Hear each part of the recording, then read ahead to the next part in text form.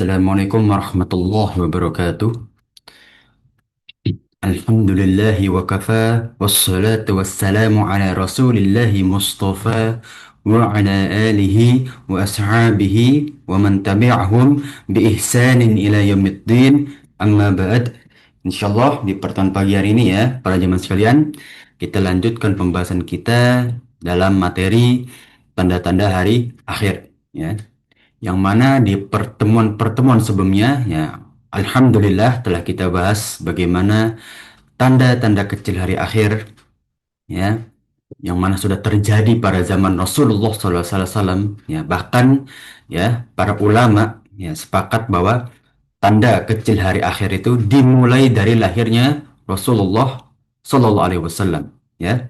Nah, kemudian yang kedua, berlanjutlah ke zaman tabi'in, ya, tabi'un tabi'in, kerajaan Islam, kemudian ya terhadap para ulama, ya, di pertengahan abad, ya, dengan munculnya tanda-tanda sedang hari akhir, yang mana telah disinggung dan diriwayatkan oleh Rasulullah SAW tentang bagaimana fitnah itu semakin besar, ya. Bahkan ada beberapa fitnah yang Rasulullah SAW sampaikan yang tidak ada di zaman Rasul, namun ada di akhir zaman. Ya, dan kemudian ya kita telah masuk ya ke tanda-tanda besar hari akhir, yang mana ya para jamaah sekalian ya kita mengulang sedikit ya atau kita mengingat kembali bahwasannya tanda hari akhir itu dimulai dari lahirnya atau munculnya Imam Mahdi ya. Nah, jadi ketika ada sebuah tanda yang bersinggungan tentang hari akhir ya, namun belum muncul Imam Mahdi atau belum lahirnya Imam Mahdi ya, maka kemungkinan besar ya, wallahu a'lam ya, kejadian tersebut tidak ada kaitannya tentang tanda-tanda hari akhir ya, mungkin hanya fitnah biasa atau hanya kebutuhan politik di mata manusia ya. Kemudian setelah Imam Mahdi ya keluar ya, lahir, memimpin kaum muslimin dari kota Makkah menuju Baghdad ya sebagai pusat kaum muslimin nanti ya, untuk berperang terhadap tanda tanda hari akhir yang kedua ya, tanda tanda besar hari akhir yang kedua yaitu Al-Malhamatu Kubro ya. Al-Malhamatul Kubro ya tentu telah kita bahas bagaimana kaum muslimin menyatukan kekuatan di Baghdad ya, untuk melawan orang-orang Romawi di Konstantinopel atau dalam hadis Konstantiniyah ya, Bizantium ya, seperti yang telah terjadi pada kerajaan Abbasiyah, yaitu pada saat ditaklukkan oleh uh, khalifah atau pemimpin ya Muhammad Al-Fatih ya. Dan akhirnya ya banyak yang mencocok logikan ya. Nah, apakah kekuasaan Muhammad Al-Fatih atau ya perbuatan Muhammad Al-Fatih menguasai Bizantium atau Konstantinopel pada zaman dahulu ya di kerajaan Abbasiyah, apakah termasuk singgungan dari tanda-tanda hari akhir? Ya telah kita bahas ya, tentu tidak. Karena tanda-tanda sebelumnya belum muncul, yaitu Imam Mahdi. Dan telah kita masuk ke pembahasan ketiga atau urutan ketiga dalam tanda-tanda hari akhir, yaitu Dajjal. Ya. Nah, para jamaah sekalian, ya, perlu kita ingat bahwasanya Dajjal ini adalah tetap anak cucu Adam. Ya, bukan jelmaan iblis, bukan makhluk khusus. Anak cucu Adam yang memiliki kekuatan, memiliki keistimewaan, ya, namun dengan hati yang dengki, dengan hati yang keji, bahkan mengaku-ngaku Tuhan, ya. Dan telah kita bahas di pertemuan yang lalu bahwa ya, nanti pada akhir zaman itu akan ada 3 tahun masa paceklik yang terjadi di seluruh umat manusia di atas muka bumi. Ya, maka dengan waktu paceklik itu, dengan musim paceklik itu, munculnya Dajjal dengan keistimewaannya dan juga kekuatannya yang akhirnya banyak manusia terlena, terkena fitnah dan mengikuti Dajjal ya sebagai orang-orang kafir dan juga musyrik. Wa a'udzubillah min dzalik ya. Semoga anak cucu kita terhindar dari fitnah tersebut. Amin ya rabbal alamin. Ya. Nah, kita telah masuk ke beberapa keistimewaan Dajjal. Kita mau bilang mukjizat takutnya ya berbeda dengan mujizat para rasul dan nabi ya. Nah, keistimewaan dan juga kekuatan Dajjal. yang mana Allah Subhanahu wa taala telah memberikan kepada Dajjal ya sebagai ujian bagi manusia ya di akhir zaman. Oke, kita lanjut bagaimana ya keistimewaan Dajjal yang ke-8 ya. Dajjal nanti akan berteriak ya tiga teriakan yang dapat didengar seluruh penduduk di belahan manapun di atas muka bumi. Ya, dari sahabat Ibnu Umar radhiyallahu anhu, qala, ia berkata, ya, anna Rasulullah sallallahu alaihi wasallam yaqul, bahwa Rasulullah sallallahu alaihi wasallam bersabda, ya, tiga, ya, dia memiliki tiga teriakan yang terdengar untuk penduduk timur dan barat, ya. Dan ia akan mengambil burung dari angkasa dan memanggangnya di matahari menjadi daging panggangan, ya. Nah, bahwa ini menunjukkan ya, burung itu kan kalau nggak pakai alat kita sulit mengambil. Ya, namun bagaimana Dajjal ini bisa mengambil burung yang ada di langit, yang ada di udara, ya, kemudian memanggangnya di matahari menjadi daging panggangan, dan itu kan nggak masuk akal. Ya, inilah beberapa manusia nanti akan terlena. Oh, semakin kuat bukti bahwa Dajjal adalah jelmaan Tuhan yang hakiki, yang sebenarnya. Ya, dan manusia akan banyak yang lupa dan tidak beriman di hari akhir. Ya, bagaimana mereka bisa membedakan mana yang Dajjal, mana yang Tuhan? Ya, bahwa peringatan Rasulullah di hari akhir pun sudah banyak yang terlena kok, sudah banyak yang terlupakan, ya. Dan tentang bagaimana tiga teriakan ini, wallahu alam, ya, tiga teriakan ini seperti apa suaranya? Apakah ya seperti suara untuk memanggil orang-orang musyrik dan kafir, ya, atau teriakan seperti apa? Wallahu a'lam. Ya, tidak ada hadis pelanjut dalam keterangan tiga teriakan ini, namun kita wajib imani saja, ya, karena telah kita singgung ya di beberapa bulan sebelumnya tentang pertemuan bagaimana Imam Nawawi menjelaskan ya saat tanda-tanda sedang itu bahwa beliau mengambil hadis-hadis yang sahih. Jadi sudah difilter. Ya tidak banyak hadis doif kecuali hanya penguat saja dari hadis yang sahih di dalam kitab ini. Ya. Kemudian yang sembilan, ya, keistimewaan Dajjal yang kesembilan, ya, ia akan sehari tiga kali mencebur ke laut dan air laut tidak mencapai pinggang. Ya. Nah, seakan-akan begitu besarnya kedudukan dia, ya, zatnya begitu besar, ya. Bagaimana caranya? Nah, inilah Dajjal yang memiliki kekuatan yang bahkan mungkin kita nggak bisa bayangkan, ya. Bagaimana air laut yang begitu dalam dengan munculnya Dajjal, namun Dajjal berdiri di air laut tersebut, namun hanya menyampai pinggangnya saja, ya. Nah, dalam bentuk seperti apa? Wallahu alam, ya, seperti hadis Hudzaifah, qala, ya. Anna Rasulullah sallallahu alaihi wasallam ya qala ya bersabda ya ketika Dajjal itu mencebur tiga kali dalam satu hari dan tidak menyampai pinggangnya ya di dalam laut seperti tadi di awal kita sebutkan ya salah satu tangannya lebih panjang ya lalu ia menjulurkan tangannya yang panjang tersebut ya di lautan hingga sampai di dasarnya ya. Nah, ini kan enggak seperti apa nih makhluk apa seperti Dajjal ini ya lalu ia mengeluarkan binatang-binatang laut yang ia inginkan ya. Nah, inilah bagaimana ya fitnah yang lainnya dari yang dibawa oleh Dajjal. Ya, bagaimana bukan fitnah yang besar? Ya, sesuatu yang tidak bisa nalar oleh akal kita, tidak bisa bahkan teknologi pun mungkin belum bisa menandingi bagaimana keistimewaan dan kekuatan Dajjal ya yang akan datang di akhir zaman nanti ya dengan masa paceklik, manusia tidak banyak yang beriman ya, tentu akan banyak pengikut Dajjal ya. Inilah ya dua bukti bahwa Dajjal itu memiliki fisik dan kekuatan ya tubuh yang berbeda dari manusia yang lain. Walaupun tetap anak cucu Adam, ya, walaupun dengan keturunan Nabi Adam pun, ya, namun Allah memberikan keistimewaan yang tidak dimiliki Nabi Adam yang lain. Keturunan Nabi Adam yang lain, bahkan para nabi dan rasul mungkin tidak memiliki keistimewaan seperti ini. Kita masuk ke keistimewaan Dajjal yang ke-10. Ada sebuah hadis yang menceritakan tentang bagaimana Dajjal itu ya akan menyuruh benda-benda mati dan hewan-hewan. Ya, bahkan nanti dalam salah satu hadis ya Dajjal itu memanipulasi, membuat makar. Ya, seperti apa makarnya? Ya, nanti kita akan bahas. Ya, mereka patuh dan menyuruh langit menurunkan hujan. Ia pun patuh.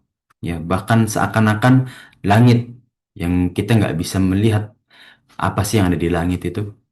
Ya, Dajjal bisa merubah langit dengan sesuai keinginannya. Ya, salah satu dengan turunnya hujan. Ya. Jadi sahabat Anwas bin Sam'an radhiyallahu anhu, ya, an Rasul yarwi an Rasulullah sallallahu alaihi wasallam yaqul, ya, bahwa diriwayatkan dari Rasulullah sallallahu alaihi wasallam ia berkata, "Fayati al-qaum," ya, Dajjal nanti datang kepada suatu kaum, ya. Falyad'uhum falyu'minu bih. Ya, Dajjal itu menyeru kepada mereka, berdakwah kepada mereka. Dan akhirnya mereka pun menyambut dan beriman kepada Dajjal. Ya, wa yastajibuna lahu. Ya, ia menyuruh langit untuk apa? Falyamur sama fatumtirul wal fatumtir. Ya. Maka ya Dajjal kemudian menyuruh langit ya untuk menurunkan hujan. Ya, maka turun hujan. Ya. Wal ardu ya tunbitu fataruhu alaihim. Ya, kemudian menyuruh bumi untuk menumbuhkan tanaman. Ya, fataruhu alaihim sarihatuhum, ya.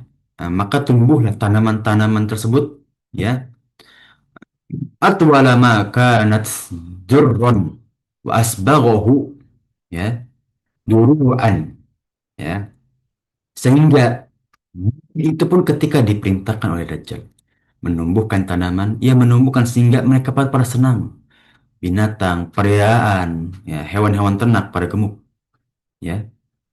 Wa amaddahu qawasir summa ya'til qaum fayadu'uhu fayuraddu alaihi. Ya, kawan Dajjal mendatangi satu kaum. Kaum yang kedua ini yuradduna alaihi, ya, menolak dan tidak mengikuti Dajjal, ya. Qawluhu fayansurifu ala anhum, ya. Lalu ia pergi meninggalkan mereka. Ya, Dajjal meninggalkan suatu kaum tersebut yang menolak Dajjal, ya. Fayusbihuna mulihina laisa biaidihim syai'un min amwalihim, ya. Kaum yang tadi ditinggal ketika pagi hari mereka tidak menjumpai lagi harta mereka seakan-akan raib, ya. Fayamurru bil kharbati fayaqulaha akhriji, ya. Dajjal melewati reruntuhan terlalu berkata, keluarkanlah simpananmu untukku, ya. Kanu zaki fatatba'uhu kanu kunuzuha, ya. Kanus itu harta, harta simpanan atau harta karun gitu, ya. Nah, Aya'a sibil nahal, ya. Maka disimpankanlah, ada yang dikeluarkanlah simpanan tersebut yang Dajjal umpatkan, ya. Nah, seperti keluarnya kerumunan lebah. Inilah salah satu keistimewaan Dajjal yang lainnya. Jadi Dajjal itu bisa mengambil sesuatu, ya, kemudian ia simpan sebanyak-banyaknya, ya, dan bisa mengeluarkan dengan jumlah yang banyak juga. Ya, inilah bagaimana sudah ke-10 loh keistimewaan Dajjal di antara manusia yang lain. Ya. Dan gimana manusia nggak takut ketika orang nggak tidak mengikuti Dajjal, suatu kaum tidak mengikuti Dajjal, maka seluruh kaum tersebut bisa terkena paceklik lagi dengan masa yang sulit tersebut. Ya, harta mereka raib, ya, binatang peliharaan mereka, ya, tunggangan mereka, ya, ternak mereka tidak gemuk seperti kaum-kaum yang mengikuti Dajjal. Gimana nggak takut? Ya, kembali kita singgung seperti pertemuan yang lalu. Ya, ketika manusia saja bisa diimingi dengan sembako untuk berpindah agama, apalagi tentang keberlangsungan hidupnya, mata pencahariannya, ya, sumber kehidupan sehari-harinya, ya, lebih sulit untuk mereka menerima, ya. Walaupun kita tidak berkata wajar, tidak kita tidak memaklumi gitu, ya, ya. Tapi ini suatu yang sangat-sangat mungkin untuk manusia berpindah ke keimanan. Ya, terlebih ya ilmu agama seperti yang di hadis telah kita bahas. Ya, di akhir zaman nanti, ya, orang-orang itu akan jauh dari Al-Quran. Ya, seakan-akan ketika mereka tidak memegang mushaf, mereka tidak tahu satu ayat pun di dalam Al-Quran. Wa'idzubillah min zalik. Coba kita camkan di dalam diri kita. Ya, kita seperti itu enggak? Kalau nggak megang mushaf, kita nggak tahu apa sih isi Al-Quran itu. Seakan-akan kita nggak pernah membacanya dengan seksama, nggak pernah menghayati. Para jemaah sekalian, kalau kita lihat di bulan Ramadan, berapa banyak orang khatam Al-Quran, ya? Kita lihat di lingkungan sekitar kita aja. Tapi tanya coba, bapak, ibu, ya, mas, mbak, apa yang mas dan mbak baca ketika di bulan Ramadan? Apa maknanya? Apa sih gunanya bagi kehidupan kita? Tanya. Yang telah ia baca tuh tanya coba. Ya. Nah, inilah bagaimana jangan kira setiap manusia yang membaca Al-Quran, setiap muslim yang membaca Al-Quran, ya, mendapat manfaat yang maksimal. Ya. Ingat, ilmu nafi ma'amila laisa mahafidhu. Dalam hadis Rasulullah SAW, Rasulullah berkata, ilmu yang bermanfaat itu yang ketika diamalkan, bukan hanya ketika dihafal aja, tahu aja gitu. Ya. Bukan berarti kita mencela orang menghafal Al-Quran, tidak. Tapi hafalah Al-Quran berserta makna dan berserta prakteknya. Ya. Terkadang orang tahu maknanya tapi tidak bisa mempraktekkan, terus bagaimana itu ilmu agama? Ya. Maka senantiasa ya kita peringatkan diri kita, kita muhasabah diri kita, ya, untuk mempraktekkan apa yang telah kita pelajari, untuk memurojaah. Tidak perlu banyak para jamaah sekalian, ya. Kita semua ini fakir di hadapan Allah. Segala hal, apalagi ilmu. Dibandingkan para ulama pun kita tidak ada artinya, ya. Dan inilah bagaimana, ya, nanti kaum-kaum yang menolak Dajjal, mereka dengan masa paceklik, raib harta diambil Dajjal. Bagaimana mereka hidup? Ya dengan imannya saja, ya.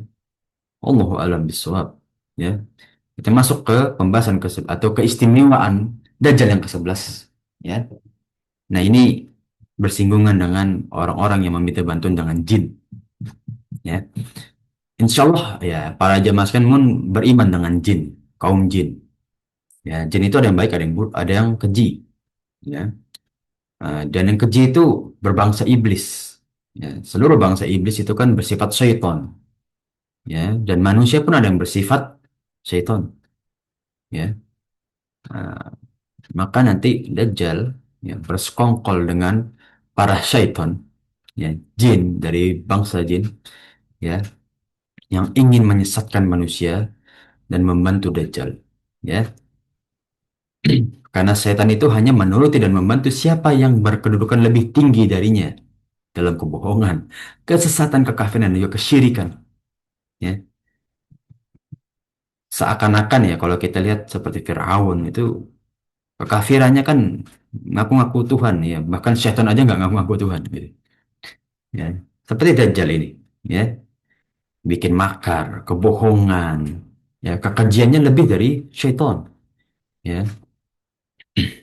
Nah, karena kekafiran Dajjal dan syaitan sudah sepatutnya mereka saling tolong menolong, seakan-akan ya Dajjal itu seperti syaitan sendiri, ya. Inilah bagaimana kita tidak kaget bahwa banyak pendapat ya yang mengatakan bahwa ya, Dajjal ini adalah jelmaan syaitan yang berbentuk fisik. Ya, karena kekejiannya sudah seperti syaitan. Walaupun ya wallahu a'lam pendapat yang rojih dari beberapa pendapat ulama ya bahwa Dajjal ini ya adalah anak cucu Adam yang durhaka kepada Allah Subhanahu wa taala, dan memang Allah berikan kekuatan dan ujian ya kepada Dajjal dan juga menjadi fitnah di akhir zaman, ya. Wan hadis dari Rasulullah SAW, ia bersabda, wa inna min fitnatihi ayyakula li'a'robi, ya, di antara fitnahnya nanti ia berkata kepada orang-orang Arab pedalaman, ya, atau orang-orang Arab Badui, ya, ara'aita in ba'athtu laka abaka wa ummaka atashhadu anni rabbuka, ya, wahai orang-orang Badui, ketika engkau melihat aku membangkitkan ibu dan bapakmu, apakah engkau bersaksi bahwa aku Tuhanmu? Ya, lihat, ini mukjizatnya Nabi Isa, ya, yang dibawa oleh Dajjal. Fayaqul na'am, ya tentu. Ya, orang-orang Baduy tersebut terlena dengan kekuatan Dajjal, ya. Terus bagaimana Dajjal itu seakan-akan menghidupkan ayah dan ibu dari orang Arab tersebut? Faitamatsalu lahu syaitonani fi surati abihi wa ummihi. Maka datanglah syaitan ya, yang menyerupai kedua ayah dan ibunya. Fayaqulani ya bunayya itba'hu fa innahu rabbuk. Lihat, ini bayangkan, kita jangan lihat ini hadis karena kekejiannya. Coba kita bayangkan kita di posisi orang Arab tersebut, ya. Apa di akhir hadis yang dikatakan, ya, oleh orang Arab tersebut, oleh syaitan tersebut, fayaqulani. Maka dua syaitan itu berkata kepada orang Arab ini, ya bunayya, wahai anakku, itba'uhu, ikuti ini, ikuti makhluk ini. Fa innahu rabbuka. Sesungguhnya dia adalah Tuhanmu. Lihat, siapa yang kita nggak sayang terhadap kedua orang tua kita?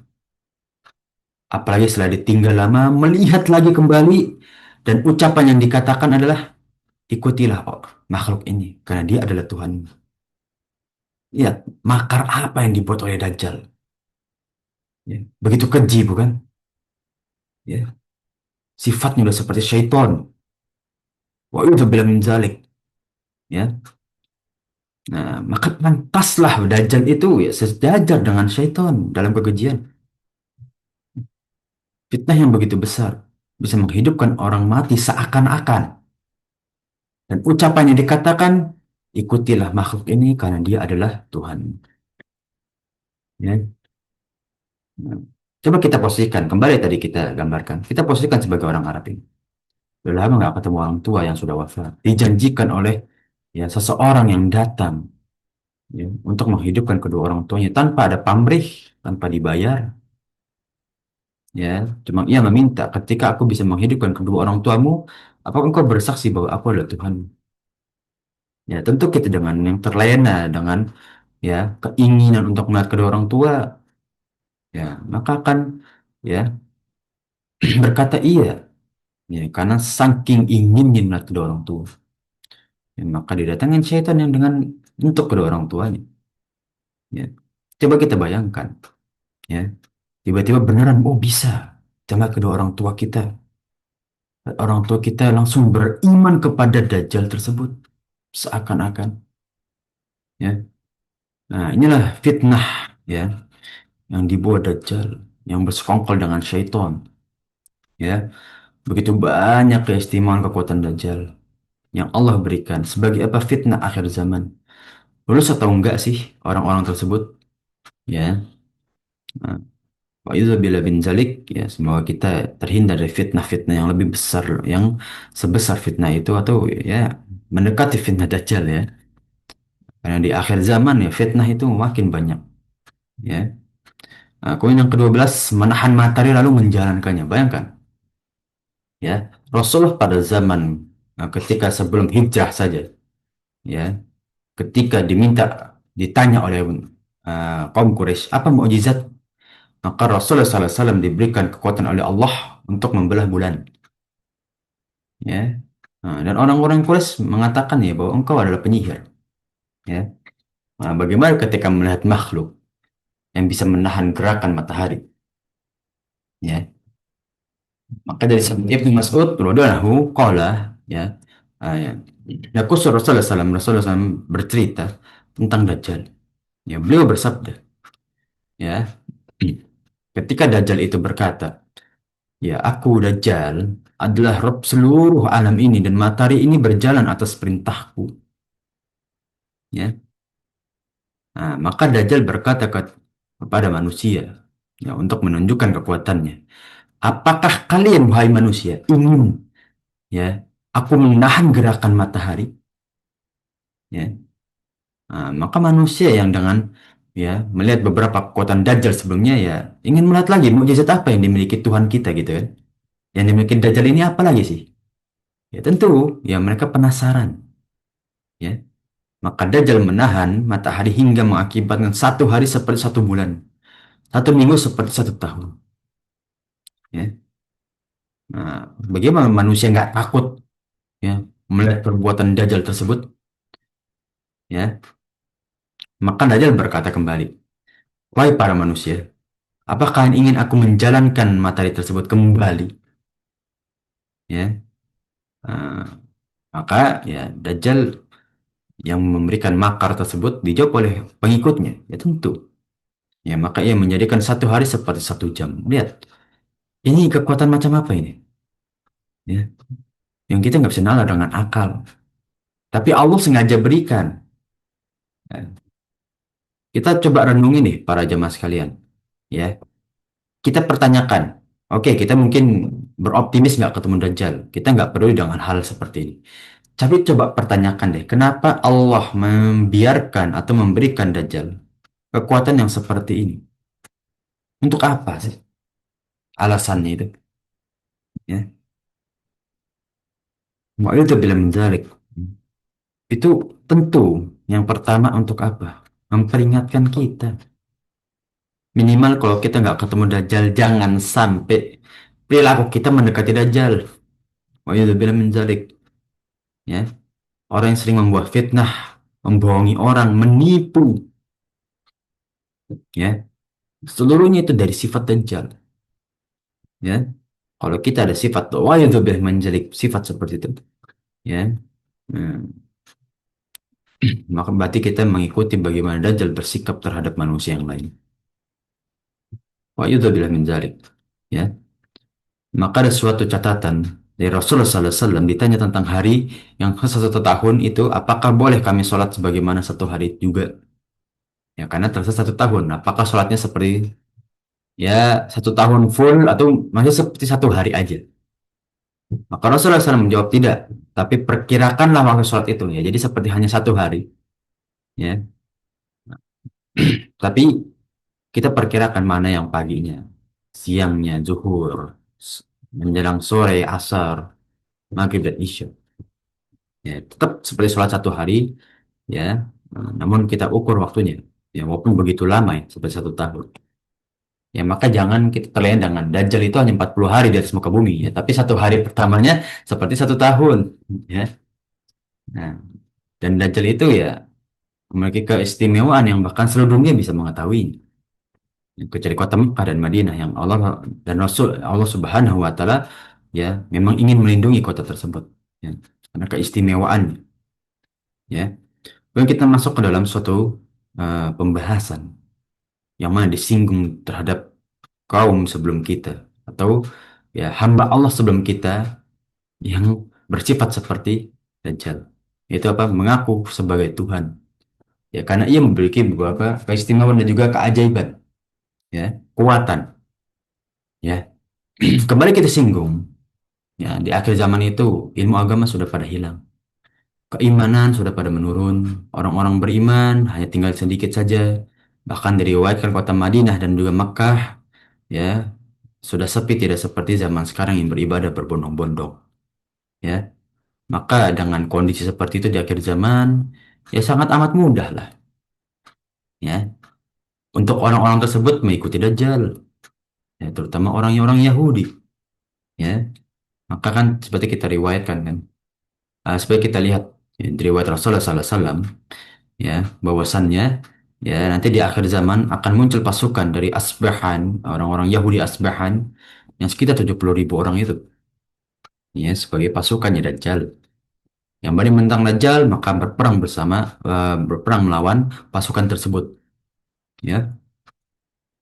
Nah, ia adalah Tuhan, nah dalam tanda kutip nih, yang menghidupkan dan mematikan, menurunkan hujan dari langit, menumbuhkan tanaman dan bersamanya ada gunung roti surga dan neraka. Lihat mukjizat ini para jemaah sekalian, ya. Gimana orang nggak bersangka dia Tuhan bisa menghidupkan orang mati kok, ya, bisa menurunkan hujan dan juga menumbuhkan tanaman, bisa membawa rezeki kita terhadap manusia. Ini kan sifat-sifat Allah juga. Bahkan mungkin orang yang sudah ngaji pun akan terlena. Karena kok mirip ya kan? Dari sifatnya Allah, ya. Nah, inilah bagaimana yang dulu dilakukan oleh Raja Fir'aun, ya, yang mana memiliki kekuatan, ya, walaupun hanya selayaknya manusia, ya. Tapi sehingga itu membuat orang-orang mematuhinya karena pemahaman agama dan ilmu mereka sangat sedikit, ya. Kaumnya Nabi Musa itu salah satu kaum yang hidup lama ya dari eh, Yahudi, ya. Kemudian berganti juga ke Nabi Harun, ya. Nah, inilah bagaimana, ya, kaum Yahudi itu sebetulnya salah satu kaum yang banyak bukan memunculkan, ya, banyak di sekitar itu para nabi dan rasul.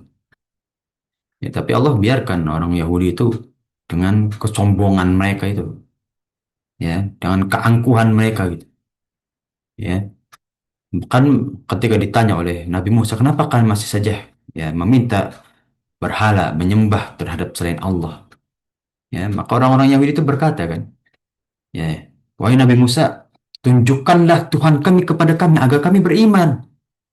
Ya, mereka ditunjukin Tuhan. Kalau mereka nggak ditunjukin Tuhan, mereka nggak mau beriman.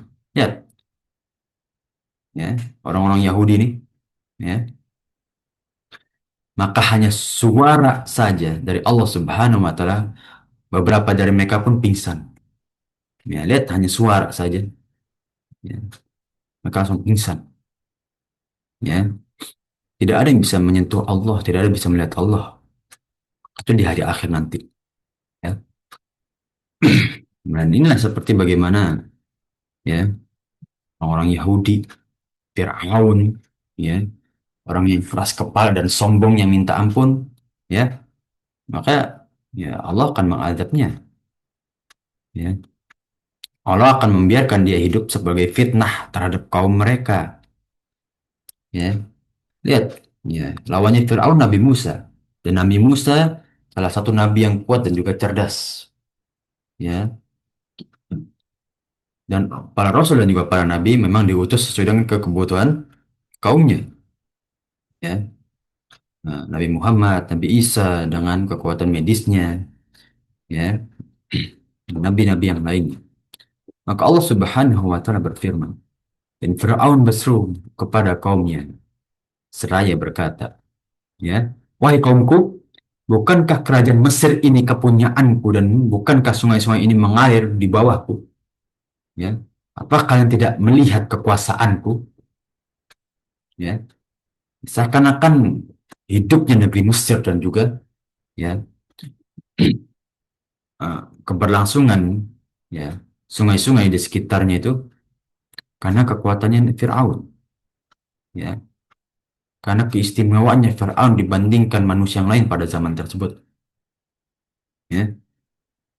Maka tidak heran banyak sekali pengikut Fir'aun. Itu baru Fir'aun yang mungkin kekuatannya masih bisa dinalar dengan akal, apalagi Dajjal yang kekuatannya nggak bisa dinalar dengan akal, yang kita nggak bisa bayangkan gimana caranya seperti itu. Gimana ketika seseorang berdiri di laut hanya sepinggang dan tangannya menyentuh di bawah dasar laut? Bagaimana kok bisa manusia menghentikan matahari dan menggerakkannya kembali dengan lebih cepat? Ya, bukankah itu sesuatu yang tidak akan masuk akal? Tapi itu yang akan diperlihatkan oleh Dajjal, ya, kan nanti, ya, kepada orang-orang yang tidak beriman. Ya, bukankah aku lebih baik dari orang yang hina ini, yang hampir tidak bisa menjelaskan perkataannya? Ya, mengapa tidak dipakaikan kepadanya gelang dari emas atau malaikat datang bersamanya untuk mengiringinya? Ya, inilah bagaimana kerajaan Fir'aun itu mencela para nabi dan rasul di zamannya Fir'aun, ya. Karena Allah alam, di zamannya Fir'aun itu kan cukup panjang, ya. Nah, dan indikasi dari ana, ya, di zaman Fir'aun itu sudah ada nabi-nabi sebelum Nabi Musa, ya. Nah, jadi bisa, tapi tidak bisa sekuat Nabi Musa. Nabi Musa pun akhirnya kan terpojok dan Allah berikan mujizat untuk membelah laut kan. Ya, maka Fir'aun mempengaruhi kaumnya, ya, lalu membuat mereka patuh terhadapnya. Seakan-akan orang-orang yang berkata mereka itu utusan Allah, Nabi, kok nggak sekuasa saya? Ya. Kok kekuatannya kalah dari saya? Kenapa nggak mereka datengin malaikat aja? Ya. Mereka buktikan tuh malaikat ada. Lihat, ya. Dajjal sebelum Dajjal turun, ya. Ya, Fir'aun itu ya Dajjal secara istilah lah. Ya. Karena sesungguhnya mereka adalah kaum yang fasik. Ya. Nah, ya, Fir'aun mengklaim bahwa orang-orang yang tidak mengikutinya fasik. Ya. Maka tatkala mereka membuat kami murka, ya, kami menghukum mereka lalu kami tenggelamkan mereka semuanya ke laut. Ya, orang-orang fasik tadi yang mengikuti Fir'aun, ya, Allah Subhanahu wa taala binasakan dengan laut yang Nabi Musa belah. Dan ini juga akan terjadi terhadap pengikut Dajjal dan juga Ya'juj Ma'juj, ya. Mereka akan binasa, ya, pengikut Dajjal. Ya, setelah itu Ya'juj Ma'juj yang, ya, wallahu alam, ya, jumlahnya 1 banding 9 dari kita, ya. Jadi Ya'juj Ma'juj itu diriwayatkan, ya, adalah anak cucu Adam juga yang berkembang biaknya sangat cepat. Ya, jumlah mereka jauh daripada manusia di zaman akhir nanti, ya. Dan mereka rakus, ya. Nah, kaum yang rakus. Nah, perbuatan Dajjal ini kayak Fir'aun, ya. Memperlihatkan kekuatannya, membuat orang manusia takut, ya, dan akhirnya menjadi sesat untuk mengikuti Dajjal dan juga Fir'aun, ya. Maka Imam Nawawi tentang Dajjal, ya, berkata ia menakut-nakuti manusia, ya, orang yang lemah agamanya, yang berada dalam kesesatan dan juga mematuhinya, ya. Nah, adapun yang beriman, mukmin, mengatakan bahwa itu Dajjal yang tidak akan serupa dengan sifat-sifat Allah yang sempurna, ya. Dan itu hanya orang mukmin yang tahu, para jemaah sekalian, ya. Pertanyaan kembali kita terhadap kita, seberapa besar sih, ya, keimanan kita sampai bisa terhindar dari fitnah Dajjal, ya. Seberapa kuat sih ketakwaan kita untuk kita tidak bermaksiat kepada Allah Subhanahu wa taala, ya. Kita yang sudah mungkin belajar agama saja kadang masih ucapannya bisa menyinggung orang lain, bergibah gitu, ya. Hatinya masih iri dan dengki, ya. Padahal baru kemarin minal aidin wal faizin, mohon maaf lahir batin gitu kan. Ya, di hari raya. Banyak yang minta maaf gitu. Ini tradisi orang Indonesia gitu, ya.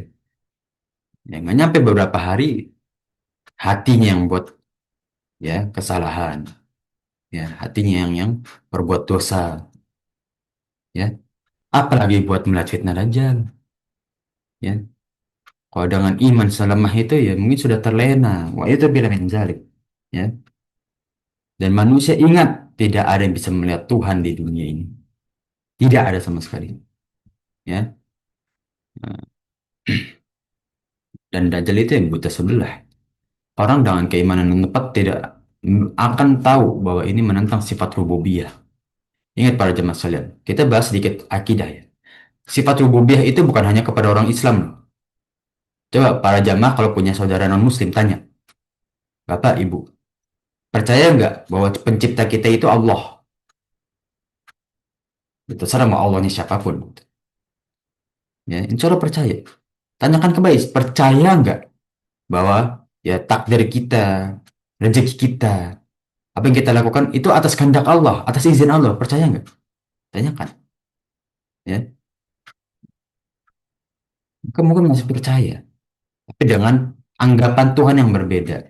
Intinya sifat Allah yang mereka percaya itu ya sama, mirip kayak kita sifatnya. Maka ada sifat rububiyah, sifat ketuhanan. Ya, beda kalau sifat uluhiyah, ya, sifat peribadatan, ya. Nah, sifat peribadatan itu ya berbeda.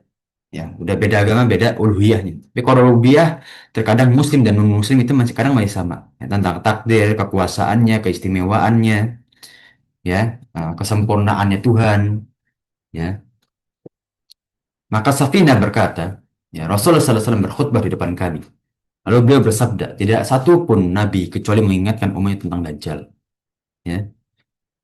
Dan seperti hadis yang kita tahu bahwa Dajjal itu buta sebelah dan Tuhan tidak buta, ya.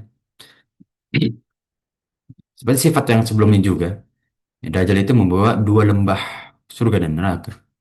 Nerakanya surga, surganya neraka, ya. Lalu berkata terhadap manusia, bukankah aku Rabb kalian yang menghidupkan dan mematikan? Ia juga punya 2 pengawal yang menyerupai 2 nabi. Ya, pengawalnya seperti penyerupai 2 nabi. Apa ini? Nggak masuk akal, ya. Ah, aku mengetahui namanya dan nama orang tuanya. Lalu aku berkehendak, aku akan menyebutkan namanya, satu di kanannya, satu lagi di kirinya. Ya, lihat, ya, bersekongkol dengan setan, ya, menyerupai para nabi sebelumnya. Bayangkan, ini seperti apa ini, hal-hal seperti ini, ya. Seakan-akan mereka, Dajjal ini bisa memerintahkan manusia hidup kembali, ya. Nabi-nabi sebelumnya hidup kembali, ya. Lalu Dajjal itu berkata, bukankah Rob kalian yang menghidupkan dan mematikan? Ya, maka orang beriman berkata, engkau berbohong. Tidak ada satu pun manusia yang mendengar jawaban kecuali temannya. Ya, dan satu lagi menjawab, engkau benar, dan itu adalah fitnahnya. Ya, lihat yang siapa yang lulus nih, ya, terhadap fitnah tersebut. Ditunjukin fisik, ya, seorang nabi yang sudah wafat, ya. Kemudian ditanya, apakah aku adalah Rob kalian? Ya, dengan fitnah seperti itu kan sulit kita, ya. Kalau dengan keimanan yang tidak kuat, ya orang akan terlena sudah. Pasti. Ya. Oh, bisa menghidupkan nabi loh. Ya. Bisa menghidupkan orang soleh di zaman dahulu yang sudah lama meninggal. Kawan ia berjalan hingga tiba di Madinah. Ya, lalu berkata, ini adalah kampung laki-laki itu Muhammad. Maka ia tidak diizinkan masuk. Lalu ia berjalan hingga sampai di Syam. Lalu Allah membinasakan di Uqbatu Afiq. Uqbatu Afiq di daerah, ya, Syam Utara, di mana, ya, Dajjal akan dibinasakan berperang di sana. Ya. Dan satu lagi menjawab, engkau benar, yakni kebenaran dan untuk pernyataan temannya yang mendustakan rubiahnya Dajjal. Ya. Nah, ini adalah kampung laki-laki, ini maksud itulah kampungnya Nabi Muhammad. Ya. Nah, inilah bagaimana, ya, Dajjal nanti menyebarkan fitnah yang begitu besar terhadap manusia. Ya. Yang mungkin kita nggak bisa rasakan secara langsung, ya. Tapi coba kita bayangkan para jemaah sekalian. Ya. Jangan keistimewaan kekuatan Dajjal seperti itu tuh, orang gimana nggak terlena. Ya. Terkadang kita ditinggal saudara kita aja nangisnya menjerit-jerit kok. Takut ditinggal kedua orang tua. Ya, ingin bertemu para nabi dan rasul kok. Sekarang dikabulkan oleh Dajjal. Senang nggak? Ya, kalau kita nggak tahu dia Dajjal, ya senang. Seakan-akan, oh ini orang yang bisa menghidupkan orang tua kita. Oh ini tuh yang disebut para nabi terdahulu. Ya, saya mengidolakan para nabi terdahulu. Ya, kalau kita nggak tahu bagaimana Dajjal, sifatnya bagaimana, kita akan beriman. Ya, maka di akhir zaman itu manusia hidup dengan keimanan. Pegang teguhlah keimanan kita. Ya, walaupun seperti memegang, ya, uh, batu yang membara, ya, batu api yang membara. Inilah bagaimana kita bisa, uh, menghindari fitnah Dajjal, ya. Usaha kita untuk menghindari fitnah Dajjal. Ya. Kemudian kita masuk ke pembahasan yang ke-14, ya. Dajjal mampu membunuh lelaki mukmin lalu menghidupnya kembali di hadapan manusia. Ini seperti tadi. Nah, ketika Dajjal membunuh seorang mukmin, kemudian ia menghidupnya kembali adalah fitnah besar yang menimpa manusia, terutama orang-orang sesat dan munafik. Ya, wah, benar ternyata. Ia adalah Tuhan yang bisa menghidupkan dan juga mematikan. Nah, ya, kan dalam Al-Quran pun disebutkan tidak ada yang bisa menghidupkan dan mematikan kecuali Dajjal. Nah, berarti Dajjal ini Tuhan dong, ya kan? Karena tidak bisa selain Allah untuk menghidupkan dan mematikan. Ya. Berbeda dengan Fir'aun, ya, tidak memiliki kekuatan seperti itu. Tapi Dajjal punya, ya, dan itu sifatnya Allah kan. Nah, gimana mereka tidak terlena? Jadi sahabat Abu Sa'id Al-Khudri radhiyallahu anhu qala, Rasulullah sallallahu alaihi wasallam berbicara kepada kami tentang Dajjal. Ya, kemudian Rasulullah sallallahu alaihi wasallam, ya, berkata, bersabda, Dajjal datang dan menuju tanah tandus di luar kota Madinah. Lalu seorang lelaki datang sebaik-baiknya manusia dan atau manusia pilihan mendatanginya dan berkata, ya, aku bersaksi bahwa engkau adalah Dajjal yang telah Rasulullah SAW citrakan kepada kami. Ya, Dajjal berkata, bagaimana menurut kalian jika aku bunuh lelaki ini?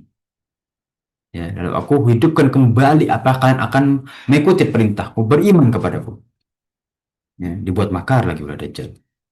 Maka menjawab tidak. Lalu Dajjal membunuhnya kemudian menghidupkannya kembali.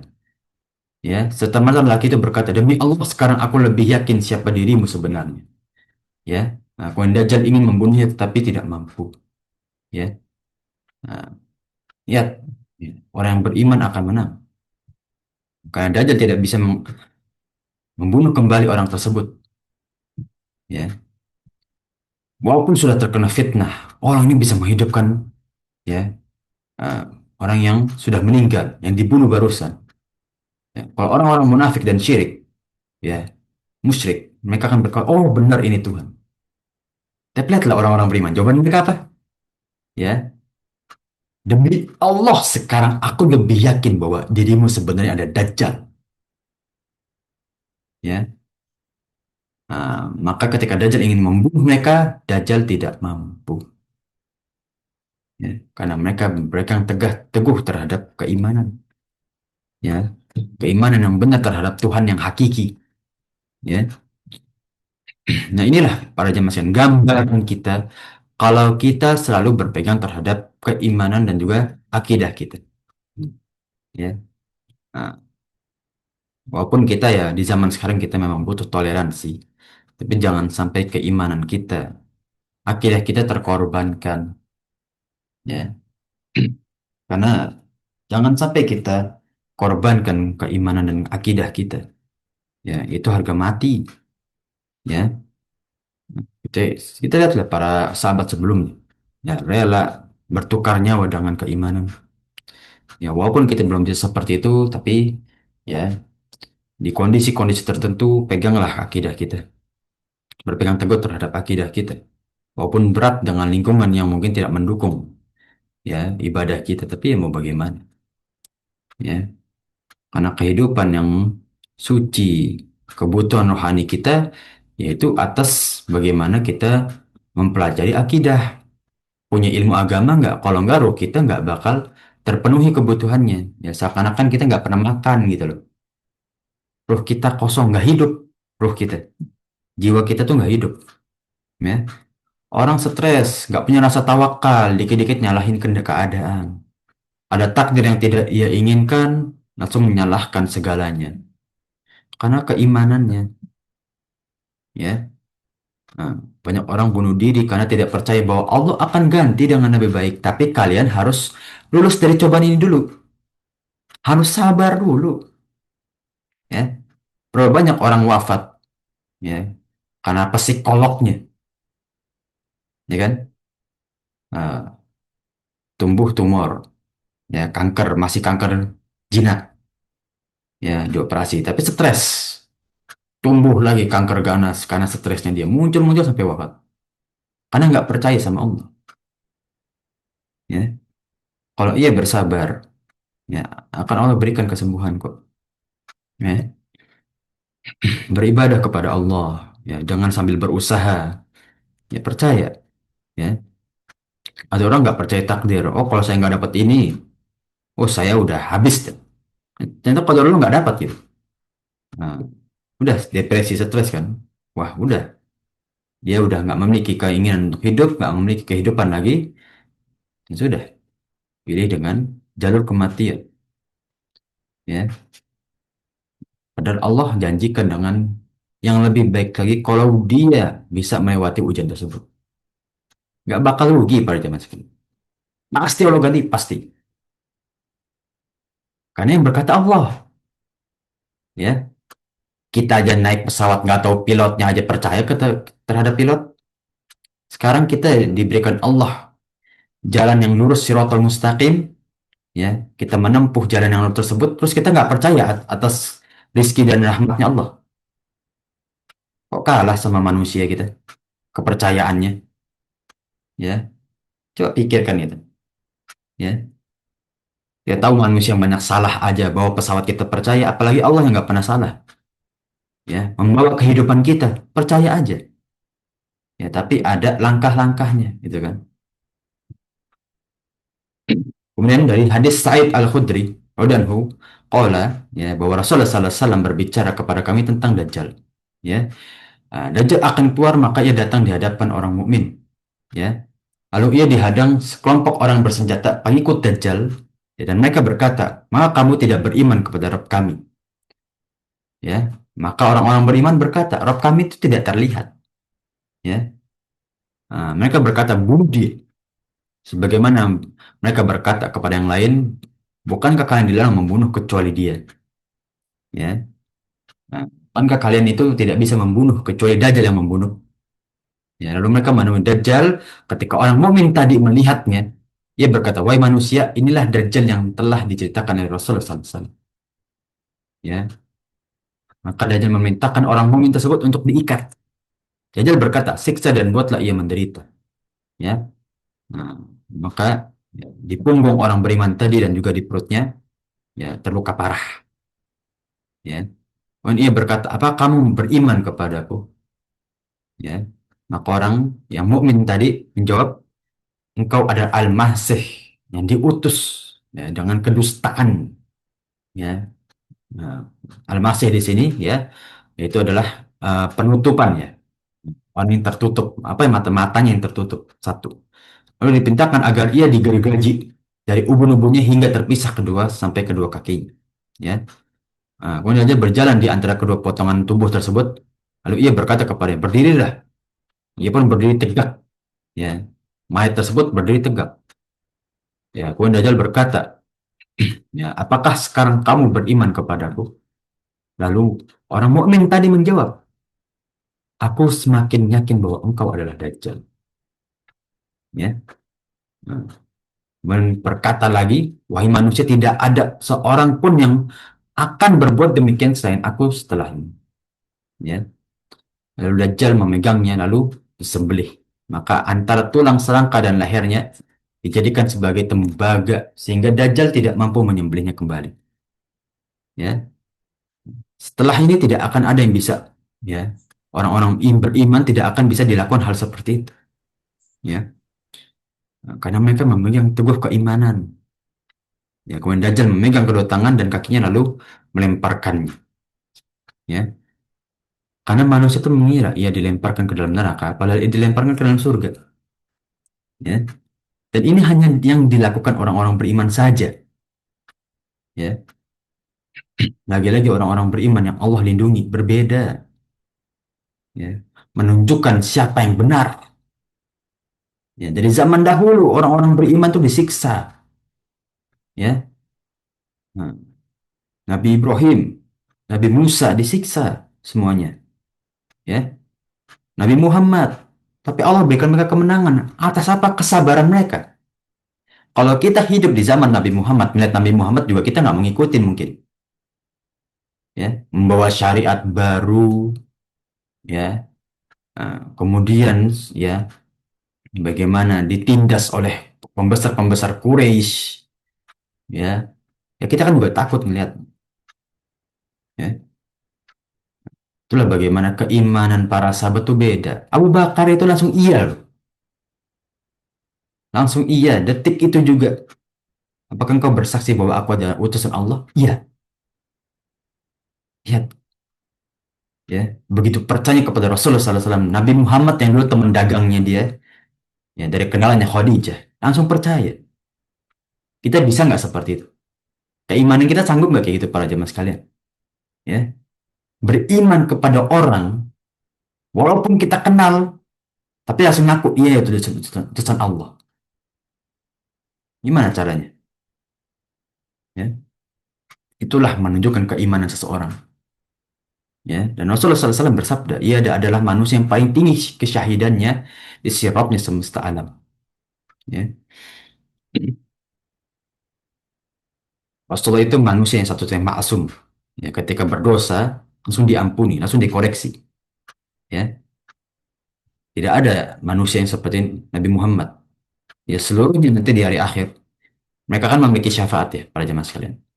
Syafaat mereka itu untuk menghapus dosa mereka masing-masing. Nabi Ibrahim pernah berbohong. Dia ingin memakai syafaatnya untuk menghapus dosa bohongnya dia. Ya, Nabi Musa pernah sombong. Ya, Nabi Musa ketika ditanya, Nabi Musa, bagaimana kita bisa keluar dari padang mahsyar ini? Aku tidak tahu karena aku pernah bersombong terhadap Allah Subhanahu wa taala. Aku ingin memakai syafaatku untuk mengampuni dosa sombong ini. Ya, pergilah ke dalam kepada Nabi Ibrahim. Nabi Ibrahim kepada Nabi Yahya, Nabi Yahya kepada Nabi Ishak dan seterusnya sampai Nabi Isa. Ya.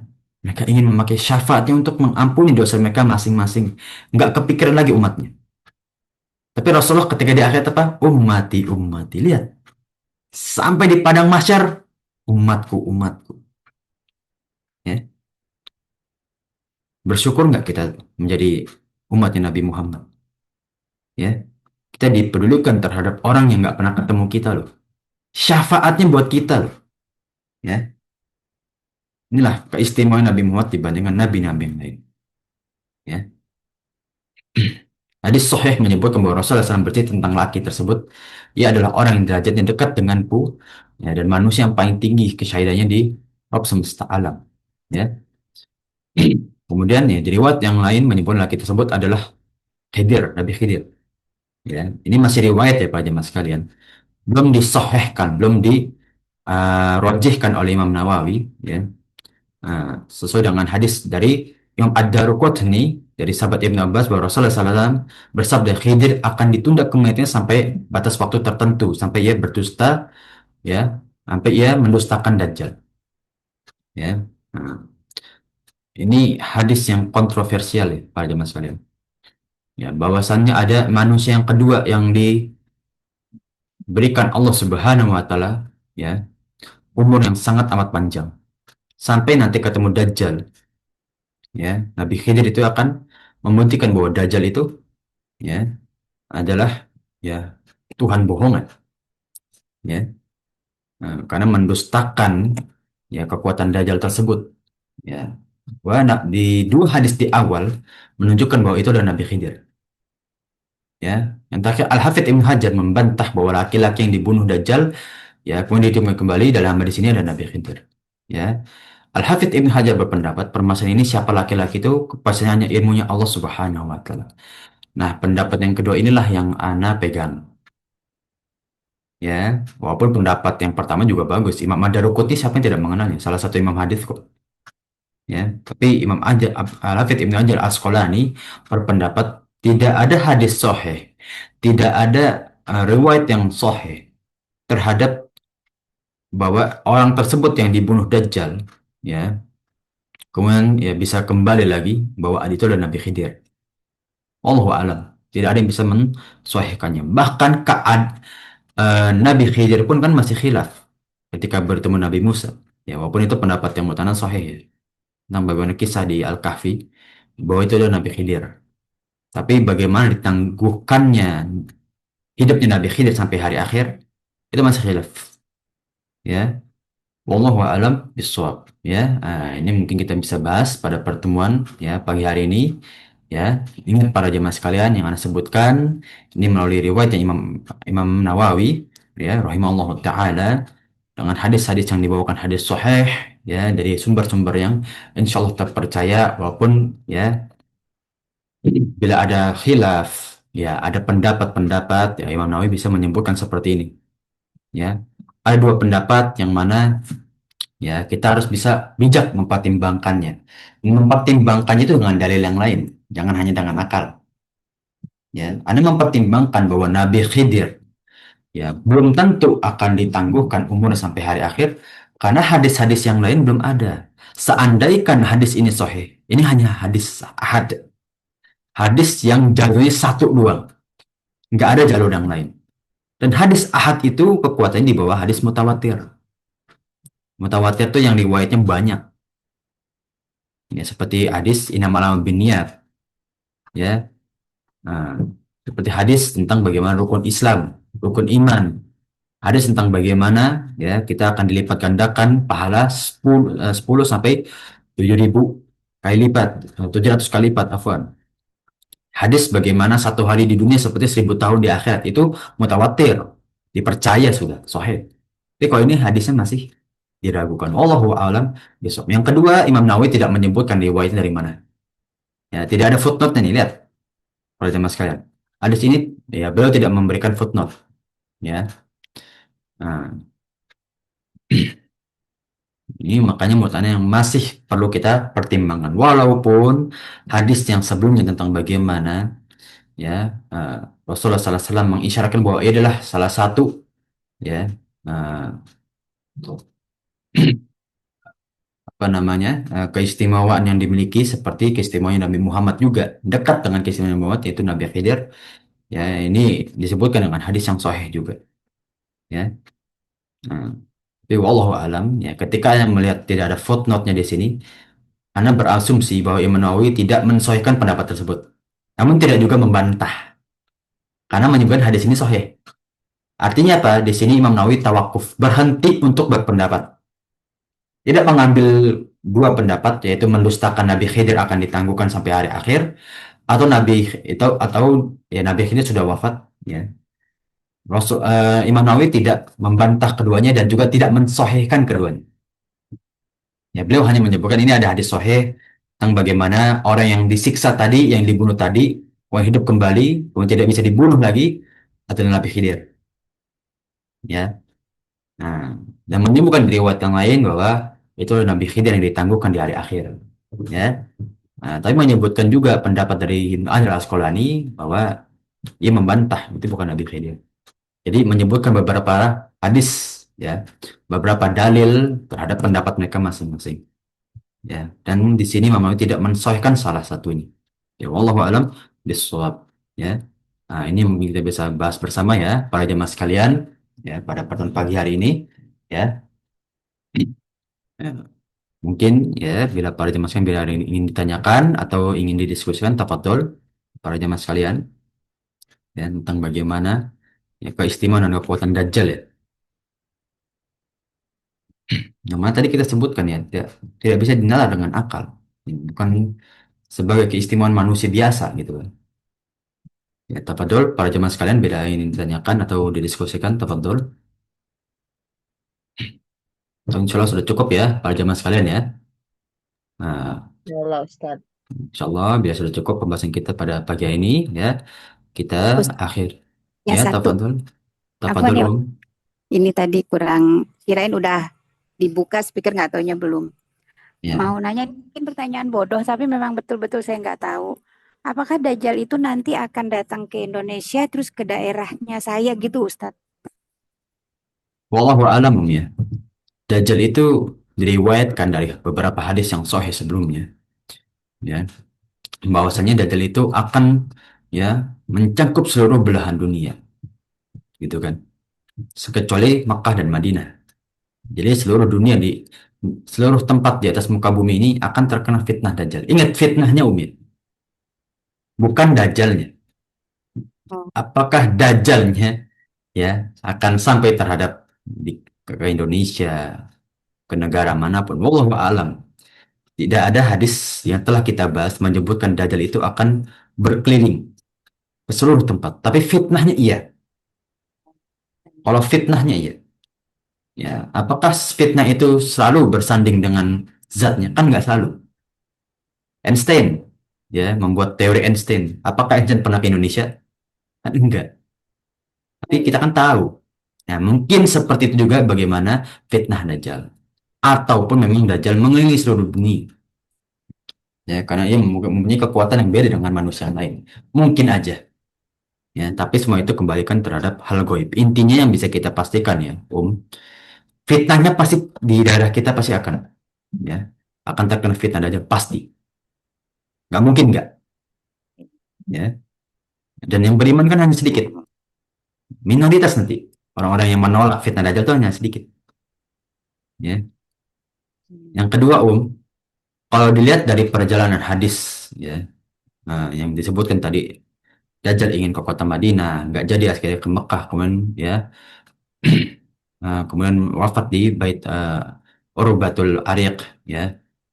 Nah, kalau dilihat dari perjalanan, kemungkinan besar, kalau menurut Ana, nggak ke semua tempat, beberapa tempat di bagian Timur Tengah saja, atau di bagian beberapa para nabi. Nah, tapi untuk fitnahnya pasti, ya. Ini Oh, masih khilaf juga ya. Iya Ustadz Allah. ya. Tapi jasadnya belum tentu gitu ya. Jasadnya mungkin belum tentu, tapi fitnahnya pasti. Ya, Ya, seperti teriakannya, kabarnya, fitnahnya, ya keagungan dan keistimewaannya itu udah pasti. Ya, oh ya. Nah, Ustadz. paham Kan ya, ya? jazakallah Ya, khair. Ustadz. paham wa jazakillah khairan ya. Wallahu alam bisawab. Ya. Nah, mungkin tafadhol dari para jamaah yang lain, lebih ada yang ingin ditanyakan atau diskusikan, tafadhol. Kalau sudah cukup ya, nah, kita akhiri pertemuan kita pada pagi hari ini yang mana insya Allah yang kita tempuh menjadi amal jariah kita di sisi Allah Subhanahu wa taala, menjadi pemberat amal soleh kita di hari akhir. Amin ya rabbal alamin. Dan insya Allah kita bisa bertemu dengan umatnya Rasulullah dengan keadaan dosa-dosa kita telah diampuni, amal soleh kita dilipat gandakan, dan menuju pintu surga yang kita inginkan dengan derajat yang setinggi tingginya. Amin ya rabbal Amin ya Rabbal. alamin. Ya, Mas tapi Anda minta maaf bila kekurangan atau kekeliruan dari kita yang bahas bersama atau ucapan yang kurang berkenan di sisi para jemaah sekalian. Sekali lagi Anda minta maaf sebesar-besarnya. Ya, barakallahu fik ya. Kita tutup dengan naktatim video iqafatul majlis. Subhanakallahumma wa bihamdika asyhadu an la ilaha illa anta astaghfiruka wa atubu ilaik. Walhamdulillahirabbil alamin ya. Jazakallah khairan. Kasiran Ustaz. Ya, wa jazakumullahu Kalau khairan ya, Pak khair, jemaah sekalian. khairan. Ya, tafadhol para jemaah sekalian yang ini Zoom. Assalamualaikum warahmatullahi